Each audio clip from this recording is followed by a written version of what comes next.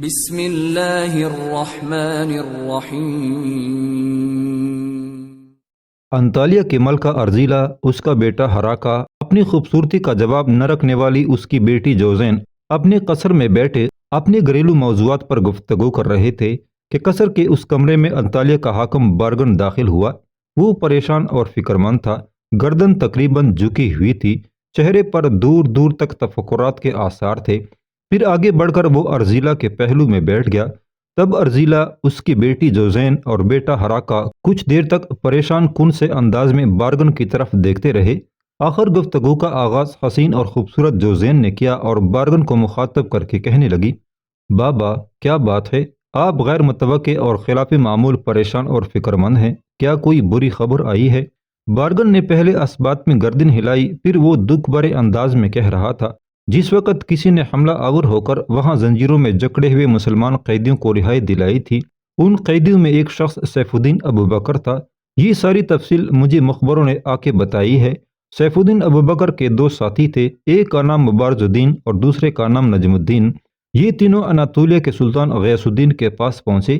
کہتے ہیں سیف الدین ابوبکر نام کا شخص انتہا درجے کا دلیر، جرأت مند اور تیغ زنی میں اپنا جواب نہیں رکھتا۔ اس بنا پر غیاث الدین نے اسے اور دونوں ساتھیوں کو اپنے لشکر میں شامل کیا۔ مجھے یہ بھی بتایا گیا ہے کہ یہ سیف الدین ابوبکر اب ہمارے خلاف ایک طرح سے انتقامی جارحیت رکھتا ہے۔ اس کی ماں بچپن میں مر گئی تھی، اس کے باپ نے دوسری شادی کر لی۔ سوتیلی ماں کا سلوک اس کے ساتھ اچھا نہیں تھا۔ اس کا باپ اسے لے کر کسی دوسرے مقام پر جا بسنے کے لیے نکلا تھا کہ کچھ نصرانی ان پر حملہ آور ہوئے۔ سیف الدین ابوبکر کے باپ کو قتل کر دیا۔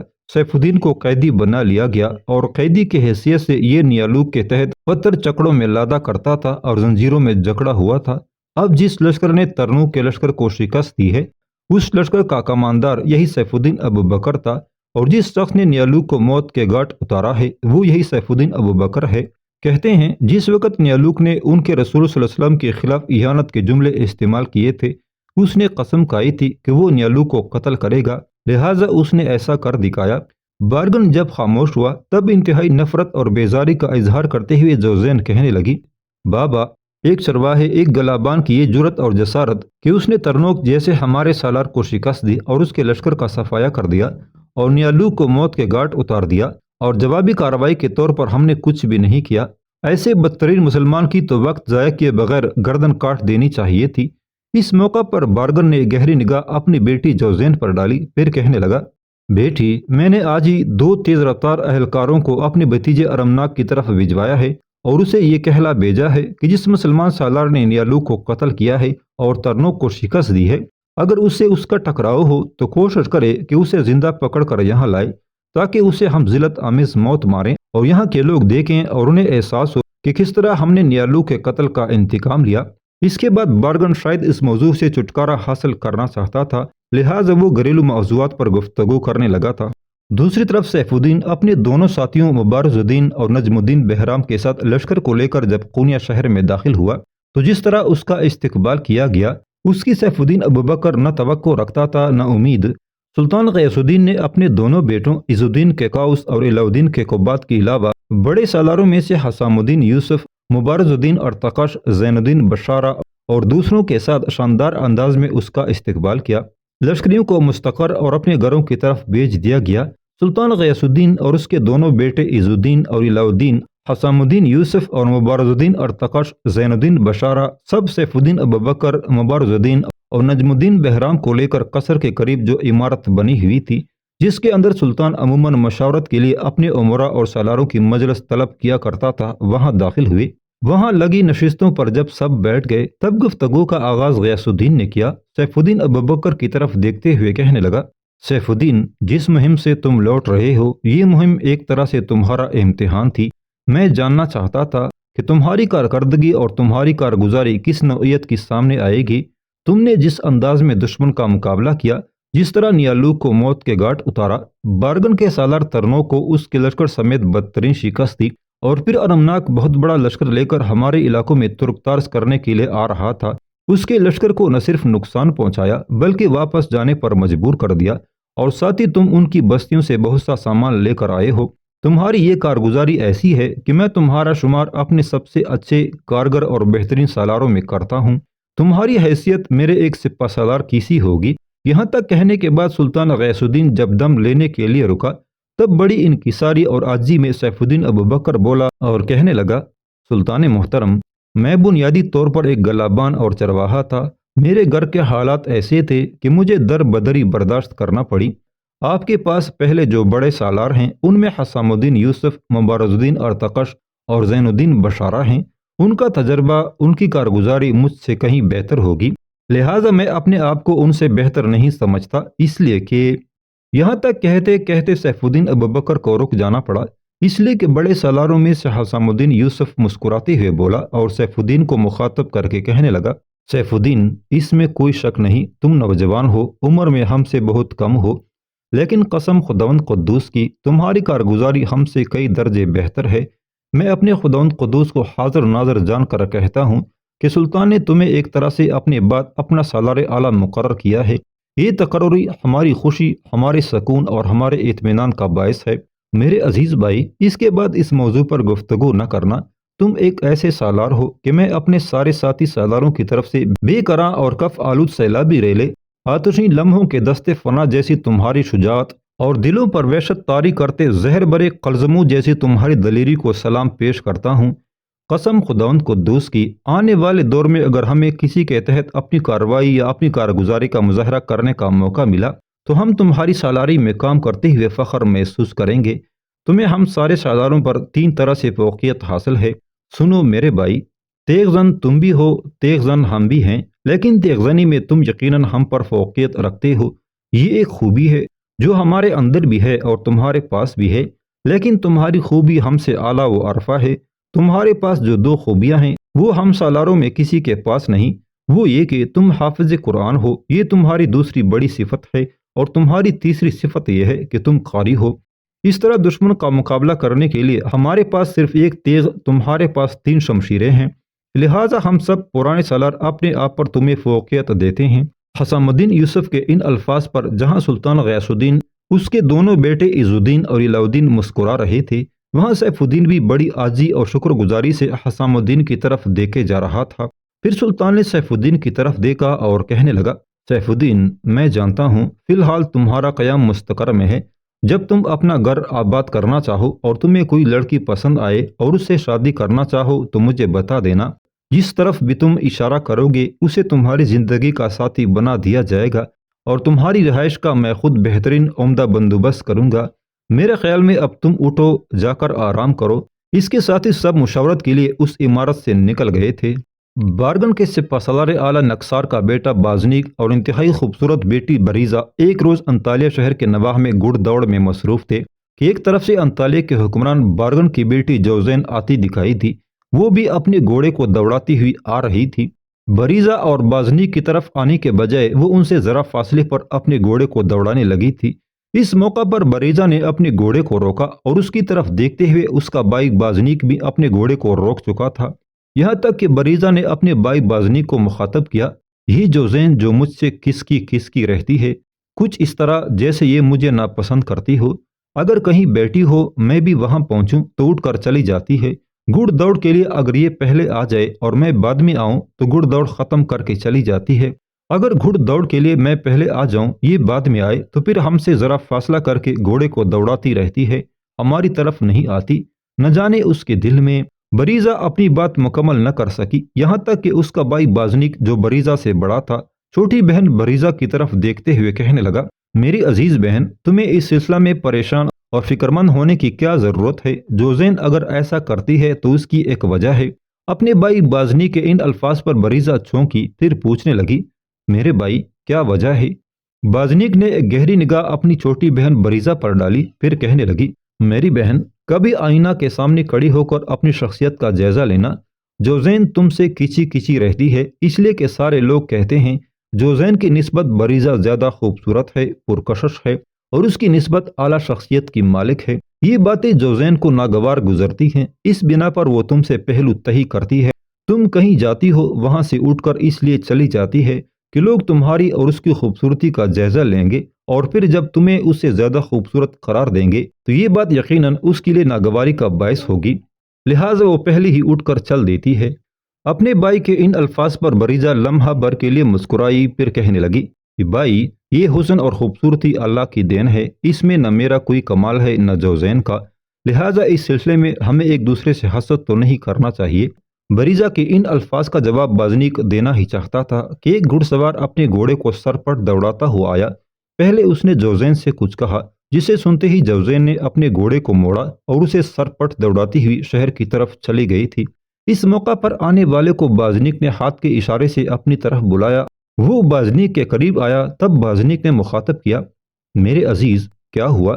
کیا تم کوئی پیغام لے کر آئے ہو؟ جسے سن کر جوزین فوراً شہر کی طرف اپنے گھوڑے کو دوڑا کے چلی گئی ہے۔ جواب میں آنے والا نوجوان تفکرات بھرے انداز میں کہنے لگا، بازنیک، تمہارا کہنا درست ہے، ہم لوگوں کے لیے واقعی ایک ایسی بری خبر ہے۔ ارمناک، جسے بارگن نے ایک بہت بڑا لشکر دے کر مسلمانوں کے علاقوں کے اندر ترکتاز اور یلغار کرنے کے لیے بھیجا تھا، اسے مسلمانوں کے ایک سالار نے، جسے کبھی نیالوک نے اپنی اسیری میں رکھ کر زنجیروں میں جکڑا تھا، اس نے ارمناک کو شرمناک شکست دی ہے اور ارمناک کے لشکر کا خاصا بڑا حصہ اس نے تہہ تیغ کر دیا ہے۔ اسی سالار نے پہلے ترنوک کو شکست دی اور پھر نیالوک کو موت کے گھاٹ اتارا تھا۔ یہاں تک کہنے کے بعد آنے والا جب خاموش ہوا، تب اسے مخاطب کر کے بازنیک کہنے لگا، اچھا تم جاؤ، ہم تمہارے پیچھے پیچھے شہر کا رخ کرتے ہیں۔ اس کے ساتھ ہی وہ وہاں سے چلا گیا۔ اس کے جانے کے بعد کچھ دیر خاموشی رہی، پھر بریزہ اپنے بھائی بازنیک کو مخاطب کر کے کہنے لگی، بھائی، مسلمانوں کا وہ سالار کیا عجیب و غریب شخصیت کا مالک نہیں ہے؟ کہتے ہیں پہلے کبھی یہ گلابان اور چرواہا تھا، سوتیلی ماں کے ستم سے اس کا باپ اسے لے کر کہیں جا رہا تھا کہ کچھ نصرانی حملہ آور ہوئے، اس کے باپ کو قتل کر دیا اور اسے اسیر بنا کر بارگن کے نئے محل کے لیے جو پتھر آتے رہے ہیں وہاں مشقت پر لگا دیا گیا، لیکن وہاں سے چھٹکارا حاصل کرنے کے بعد وہ ایک طرح سے انتقامی ہو چکا ہے۔ یہاں تک کہنے کے بعد بریزہ کو رک جانا پڑا، اس لیے کہ اس کا بھائی بازنیک بولا اور کہنے لگا، بریزہ، تمہارا کہنا درست ہے، پر میں نے یہ بھی سنا ہے کہ مسلمانوں کے سلطان غیاث الدین نے اسے اپنے لشکر میں سالار بنا لیا ہے۔ میں سمجھتا ہوں اگر اس نے ترنوک کو شکست دی ہے، ارمناک کے لشکر کو نقصان پہنچایا ہے، تو پھر وہ خونیہ کے سلطان غیاث الدین کے عمدہ اور بہترین سالاروں میں شامل ہو جائے گا۔ میری بہن، آؤ شہر کی طرف چلتے ہیں۔ بارگن کا بھتیجا ارمناک آ گیا ہوگا اور وہ اپنی شکست پر پردہ ڈالنے کے لیے جھوٹے سچے قصے ضرور سنائے گا، اس لیے کہ وہ بڑا مغرور، گمنڈی اور خود پسند ہے، اپنے برابر کسی کو سمجھتا ہی نہیں۔ میں خیال کرتا ہوں کہ مسلمانوں کے اس سالار نے، جس کا نام اب ہمارے علاقوں میں سیف الدین ابوبکر کی حیثیت سے گونجتا ہے، اس نے ارمناک کی ساری خود اعتمادی اور اس کی ساری خود پسندی نکال کر رکھ دی ہوگی۔ بریزہ نے اس کا کوئی جواب نہ دیا۔ پھر دونوں بہن بھائی اپنے گھوڑوں کو شہر کی طرف دوڑا رہے تھے۔ بازنیک اور بریزہ دونوں بہن بھائی جب اپنی حویلی میں داخل ہوئے تو انہوں نے دیکھا اس وقت اس کا باپ نکسار بھی حویلی میں داخل ہو رہا تھا۔ وہ دونوں بہن بھائی استبل کی طرف چلے گئے۔ نکسار آگے بڑھ کر ایک کمرے میں داخل ہوا جہاں اس کی بیوی جبکہ بازنیک اور بریزہ کی ماں سیمس بیٹھی ہوئی تھی۔ اتنی دیر تک بازنیک اور بریزہ اپنے گھوڑوں کو استبل میں باندھنے کے بعد اسی کمرے میں داخل ہوئے۔ بریزہ آگے بڑھ کر اپنی ماں سیمس کے پاس بیٹھ گئی جبکہ بازنیک اپنے باپ نکسار کے پاس ہو بیٹھا تھا۔ اس موقع پر گفتگو کا آغاز بریزہ نے کیا اور اپنے باپ نکسار کی طرف دیکھتے ہوئے کہنے لگی، بابا، سنا ہے ارمناک کو بھی شکست ہوئی ہے اور وہ واپس آ گیا ہے۔ اس پر نکسار بولا اور کہنے لگا، بیٹی، جس وقت تم دونوں گھڑ دوڑ کے لیے گئے ہوئے تھے اس وقت ہی ارمناک شکست خوردہ لشکر کے ساتھ شہر میں داخل ہوا تھا اور مجھے اس موضوع پر گفتگو کرنے کے لیے بارگن نے بلایا تھا۔ دراصل ارمناک اپنی شکست تسلیم کرنے والا نہیں ہے۔ جو لشکر وہ لے کر گیا تھا اس سے آدھے سے بھی کم لشکر وہ واپس لے کر آیا ہے، باقی کو مسلمانوں کے سالار نے کاٹ کر رکھ دیا ہے۔ اور جب بارگن نے ارمناک سے اس کی اس شکست کی وجہ پوچھی تو وہ کہنے لگا کہ مسلمانوں کے اس سالار نے اس کے ساتھ دھوکے اور فریب کا کھیل کھیلا۔ بارگن خفگی کی حالت میں تھا، کہنے لگا، جنگ کھیل ہی دھوکے اور فریب کا ہے، لہٰذا یہ کوئی معقول بہانہ نہ ہوا۔ آخرکار ارمناک نے بارگن کو یہ کہہ کر مطمئن کیا کہ وہ مسلمانوں کے اس سالار کو قتل کرنے کی قسم کھا چکا ہے اور اسے ہر حال میں پورا کرے گا۔ ساتھ ہی انہوں نے کچھ احمقانہ فیصلے بھی کیے اور ایک فیصلہ میرے حق میں بہتر ہی ہوا ہے۔ مجھے انہوں نے آرام کرنے کا مشورہ دیا ہے اور بارگن نے ارمناک کو اپنے لشکریوں کا سپہ سالار بنا دیا ہے۔ یہاں تک کہنے کے بعد نکسار جب خاموش ہوا تب بریزہ اطمینان کا اظہار کرتے ہوئے کہنے لگی، بابا، یہ تو اچھا ہی ہوا، آپ آرام کریں، اب آپ کی عمر لڑائی میں دھکے کھانے کی نہیں ہے۔ دیکھتے ہیں ارمناک سپہ سالار بننے کے بعد کون سی بڑی کارروائی کرتا ہے اور کتنی بڑی جنگ جیتتا ہے۔ تھوڑی دیر رکنے کے بعد بریزا پھر بولی اور اپنے باپ نکسار کی طرف دیکھتے ہوئے کہنے لگی، بابا سنا ہے مسلمانوں کے جس سالار نے ارمناک کو شکست دی ہے اسی نے ہمارے دوسرے سالار ترنوں کو بھی بدترین شکست دی اور ملکہ ارزیلا کے بھتیجے نیالو کو بھی اسی نے موت کے گھاٹ اتارا تھا۔ دھیمے لہجے میں نکسار مسکرایا اور کہنے لگا، بیٹی تیرا کہنا درست ہے، یہ تینوں کام مسلمانوں کے اسی سالار نے کیے ہیں اور اس کا نام سیف الدین ابو بکر ہے۔ کمال کا آدمی ہے، کہتے ہیں اس کا باپ اس کے سوتیلی ماں سے تنگ آ کر اسے کہیں اور لے جانا چاہتا تھا کہ کچھ نصرانی ان پر حملہ آور ہوئے، اس کے باپ کو قتل کر دیا اور سیف الدین کو غلام بنا لیا گیا۔ یہ بارگن کے قصر میں استعمال کے لیے جو پتھر آتے تھے وہاں مشقت کرتا رہا، قیدی کی حیثیت سے اسے زنجیروں میں جکڑ کر رکھا گیا تھا۔ جب اس کا چھٹکارا وہاں سے ہوا تو قونیہ کے سلطان غیاث الدین کی طرف گیا، جس نے اس کی خوبیاں دیکھتے ہوئے اسے اپنا سالار بنا لیا، اور اب جو مخبر خبریں لے کر آئے ہیں اور یہ خبریں بارگن تک پہنچائی ہیں، ان خبروں کے مطابق قونیہ کے سلطان نے اسے اپنے لشکر کا سالار اعلیٰ مقرر کر دیا ہے۔ میرے خیال میں ایک ایسا نوجوان جو پہلے گلہ بان ہو، پھر غلام رہا ہو اور سپہ سالار کے عہدے تک مقرر کر دیا گیا ہو، اس کے اندر کوئی نہ کوئی گن، کوئی نہ کوئی خاصیت، کوئی نہ کوئی ہنرمندی تو آخر ہوگی۔ دوسرا احمقانہ فیصلہ انہوں نے یہ کیا ہے کہ قونیہ کے سلطان غیاث الدین کے ساتھ جنگ چھیڑنے کا عزم کر لیا ہے اور آج سے ہی وہ جنگی تیاریوں کو آخری شکل دینا شروع کر دیں گے۔ تیسرا احمقانہ فیصلہ بارگن اور ارمناک دونوں نے یہ کیا ہے کہ انہوں نے فلاڈلفیا کے حاکم ساماک کی طرف قاصد بھیجے ہیں اور اس سے التماس کی ہے کہ اس کی مملکت میں جو دو بہترین قسم کے تیغزن ہوں انہیں انطالیہ بھیجا جائے، اس لیے کہ وہ قونیہ کے سلطان کے خلاف جنگ کی ابتدا کرنا چاہتا ہے، اور جنگ کی ابتدا سے پہلے وہ چاہتا ہے کہ انفرادی مقابلے کا اہتمام کیا جائے۔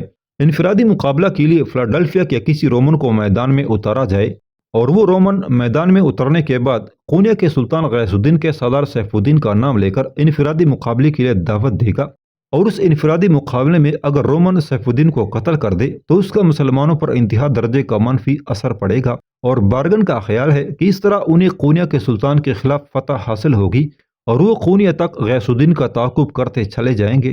بارگن اور ارمناک دونوں چچا بھتیجا احمق پن اور خوش فہمی میں مبتلا ہیں۔ قونیہ کا سلطان غیاث الدین جس سلجوقی خاندان سے تعلق رکھتا ہے اس خاندان کے افراد کو تلوار اور تیغزنی ورثہ میں ملی ہے، یہ اس کی طاقت اور قوت کا غلط اندازہ لگا رہے ہیں۔ میرا اپنا اندازہ اور خیال ہے کہ اس جنگ میں بارگن اور ارمناک کو بدترین شکست اور ذلت آمیزی کا سامنا کرنا پڑے گا۔ اس موقع پر سیمس اپنی جگہ پر سے اٹھی اور اپنے شوہر نکسار کی طرف دیکھتے ہوئے کہنے لگی، جو بھی جیسا کر رہا ہے اس کا خمیازہ خود ہی بھگتے گا، سورج غروب ہونے والا ہے، پہلے کھانا تو تیار کریں۔ جب سیمس اپنی جگہ سے اٹھی تب اپنی ماں کی طرف دیکھتے ہوئے بریزا بھی کھڑی ہو گئی تھی، پھر دونوں ماں بیٹی مطبخ کی طرف چلی گئی تھی۔ میخیلو اور اس کے تحت کام کرنے والے کارندوں نے گو سلطان غیاث الدین کو بارگن کی جنگی تیاریوں کی اطلاع کر دی تھی، لیکن شاید سلطان جنگ کی ابتدا اپنی طرف سے نہیں کرنا چاہتا تھا۔ لیکن اس موقع پر ایک ایسا حادثہ پیش آ گیا کہ سلطان نے انطالیہ کے حکمران پر حملہ آور ہونے کا فیصلہ کر لیا۔ ہوا یوں کہ بارگن اور اس کے لواحقین اور کارندوں نے کچھ مسلمان تاجروں کو بری طرح لوٹ لیا، ان کا سامان چھین لیا اور جو کپڑے وہ اپنے تن پر رکھتے تھے انہی میں انہیں دھکے دے کر اپنے علاقوں سے نکال باہر کیا۔ چنانچہ یہ سارے تاجر سلطان غیاث الدین کی خدمت میں حاضر ہوئے اور اپنے لٹ جانے کی فریاد سلطان سے کی اور وہ مظالم بھی بیان کیے جو بارگن کے کارندوں اور لشکریوں نے ان پر کیے تھے۔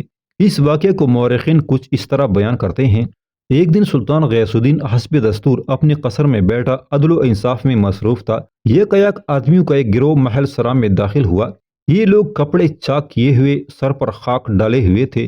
آخر انہوں نے سلطان کی خدمت میں حاضر ہو کر فریاد کی، اے بادشاہ بلند اقبال، ہم لوگ مسلمان تاجر ہیں، اپنے اہل و عیال کے لیے کسب حلال کی غرض سے جا بجا مصیبت جھیلتے اور سفر کی تکلیف برداشت کرتے پھرتے ہیں۔ ہمارے بچے ہمیشہ انتظار میں رہتے ہیں کہ کب باپ کی صورت دیکھیں یا بائی کا خط بائی کو پہنچے۔ ہم مصر کے شہر اسکندریہ گئے تھے اور وہاں سے مال و اسباب لے کر تجارت کی غرض سے انطالیہ کی سرحد پر آئے، یہاں ہمارے ساتھ بڑی زیادتی ہوئی۔ انطالیہ کے حکمران طبقے نے ہمیں ستایا، بغیر کسی گناہ اور جرم کے ہم سے کم و بیش ساری رقم چھین لی اور جو سامان ہمارے پاس تھا چھین لیا، اور انہوں نے اتنے گمنڈ کا مظاہرہ کیا کہ کہنے لگے، اگر تمہیں شکایت اور نالش کرنی ہے تو جاؤ قونیہ کے سلطان غیاث الدین کے پاس جاؤ، جو تمہارے لیے عدل و انصاف کی بساط بچھائے بیٹھا ہے۔ اس کے پاس فریاد لے کر جاؤ تاکہ لشکر کشی کرے اور ہمارا سامنا کرے۔ مورخین مزید لکھتے ہیں جب سلطان غیاث الدین نے اپنے تاجروں سے یہ الفاظ سنے تو اسے تاجروں کی رسوائی، ان کی لٹ جانے پر بے حد افسوس ہوا۔ غصے سے بےتاب ہو کر اس نے قسم کھا کر کہا کہ جب تک تمہارا مال واپس نہ دلا دوں چین سے نہیں بیٹھوں گا۔ ساتھ ہی سلطان نے تاجروں کو مخاطب کر کے کہا، میں نے خود غربت کی تلخی چکی ہے اور ظالموں کے ظلم دیکھ چکا ہوں۔ میں تو مسکینوں کا حال جانتا ہوں۔ جو نمدی کی ٹوپیاں تم پہنتے ہو ایسی نمدی کی ٹوپیاں کبھی میں بھی پہنا کرتا تھا، فکر نہ کرو۔